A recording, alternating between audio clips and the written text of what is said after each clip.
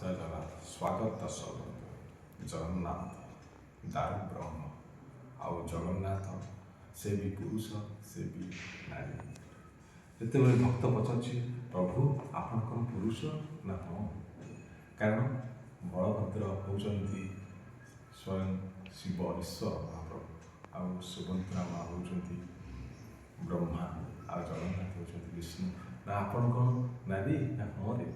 କାରଣ ହେଉଛନ୍ତି ବଳଭଦ୍ର ହେଉଛନ୍ତି ଉଗ୍ରତାରା, ସୁଭଦ୍ରା ହେଉଛନ୍ତି ଭୁବନେଶ୍ୱରୀ, ଆଉ ଜଗନ୍ନାଥ ହେଉଛନ୍ତି ଦକ୍ଷିଣକାଳୀ। ପ୍ରଭୁ ଆପଣ କେମିତି? ନା ଦେଖୁନୁ ମୁଁ ହେଉଛି ଖଣ୍ଡୁଆ ପାଟ ପିନ୍ଧୁଛି, ନାକଛଣା ପିନ୍ଧୁଛି, ତେଣୁ ନାରୀ ରୂପରେ ଆସୁନି କି? ତେଣୁ ଏଇଟା ହେଉଛି ଜଗନ୍ନାଥ ମନ୍ଦିର। ଜଗନ୍ନାଥକୁ ଅବର୍ଣ୍ଣ ତେଣୁ ଅକଳ୍ପ, ତାଙ୍କୁ କଳ୍ପନା କରିହେବ ନାହିଁ।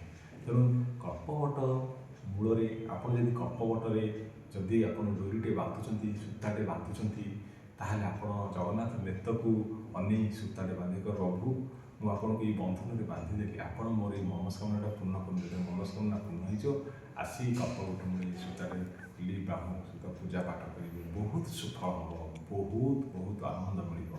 ସେ କଳ୍ପବଟ ମୂଳେ ଗୋଟେ ଗଣେଶ ଥାଆନ୍ତି, ତାଙ୍କ ନାଁ ହେଲା ବଟ ଗଣେଶ। ସେଇ ଗଣେଶ ହେଉଛନ୍ତି ଯେ କି ଆମର ଅଗ୍ରଜ ଦେବତା, ପୂଜା ଭିତରେ ପୂଜା ପାଆନ୍ତି, ସବୁ ବିଘ୍ନ ବିନାଶ ଦୂର କରନ୍ତି। ତେଣୁ ସେ ଦକ୍ଷିଣ ମୁହାଁ ହୋଇ ସେ ଗଣେଶ ଅଛନ୍ତି। ଯେତେବେଳେ ଯମଦେବତା ଯେତେବେଳେ ଯାଉଥିଲେ ଯେଉଁ କୈଳାସ ପର୍ବତକୁ, ସେତେବେଳେ ଅଙ୍କୁଶ ଦ୍ୱାରା ଗଣେଶକୁ ଟାଣି ଆଣିଲେ ଗଣେଶକୁ ପରୀକ୍ଷା କରିବା ପାଇଁ। ଗଣେଶ କ'ଣ କଲେ? ନିଜ ଅଙ୍କୁଶ ଲଗେଇ ଯମଦେବତାଙ୍କୁ ଆଣି ଗୋଡ଼ ତଳେ ଚାପି ଦେଇଥିଲେ। ସେଠୁ ଯମଦେବତା ଗୋଡ଼ ତଳେ ଚାପିଥିଲେ। ଯମଦେବତା ପଚାରୁଛନ୍ତି ଯେଉଁ ପ୍ରଭୁ ମୋତେ କାହିଁକି ଚାପିଦେଲେ? ଗଣେଶ ପଚାରୁଛନ୍ତି ଆପଣ କିଏ? ନା ମୁଁ ହେଉଛି ଯମଦେବତା। ପ୍ରଭୁ ମୋତେ କ୍ଷମା କରିଦେବେ, ଆପଣ ଦେବଦେବ ମହାଦେବଙ୍କର ପୁତ୍ର, କିନ୍ତୁ କ୍ଷମା କରିଦେବି ଯେ। ଗଣେଶ ପଚାରୁଛନ୍ତି ଯେ ମୁଁ ତୁମକୁ କ୍ଷମା କରିଦେବି ଯେ, କିନ୍ତୁ ମୋତେ ଗୋଟିଏ ପ୍ରଶ୍ନ କୁହ ଯେ ମୋର ବାହନ ହେବ କିଏ? ଯମଦେବତା ଯେତେବେଳେ ମୂଷା ରୂପରେ ଗଣେଶ ପାଦ ତଳେ ଚାଲିଲେ, ତେଣୁ କହିଲେ କି ଯେ ପ୍ରଭୁ ମୁଁ ନିଜର ଆପଣଙ୍କର ବାହନ ହେବି। ତେଣୁ ଗଣେଶକୁ ଯେତେବେଳେ ଯାଉଛନ୍ତି, ଗଣେଶ ଆଉ ସେ ମୂଷାକୁ ଯେତେବେଳେ ଆପଣ ମୁଣ୍ଡିଆ ପକାଇବେ, ପୂଜା ଅର୍ଚ୍ଚନା କରିବେ, ନିଶ୍ଚିତ ଆପଣମାନେ ଅକାଳ ମୃତ୍ୟୁରୁ ବର୍ତ୍ତିପାରିବେ। ଆଉ ଗୋଟେ ହେଉଛି ଆପଣଙ୍କ ଘରେ ଯଦି ଗଣେଶ ରଖୁଛନ୍ତି, ଦକ୍ଷିଣ ମୁହାଁ କରି ରଖିଲେ ରିଦ୍ଧି ସିଦ୍ଧି ବିନାୟକ ପ୍ରଭୁ ଆପଣଙ୍କୁ ଯେଉଁ ନ ହେଉଥିବା କାମ ଆପଣଙ୍କର ସମ୍ପୂର୍ଣ୍ଣ କରିଦେବେ ପ୍ରଭୁ, ଆଉ ବିଘ୍ନ ବିନାଶକ ଗଣେଶ। ତେଣୁ ଆପଣ ଗଣେଶକୁ ଦକ୍ଷିଣ କରି ଆପଣ ଘରେ ରଖି ପୂଜା କରନ୍ତୁ।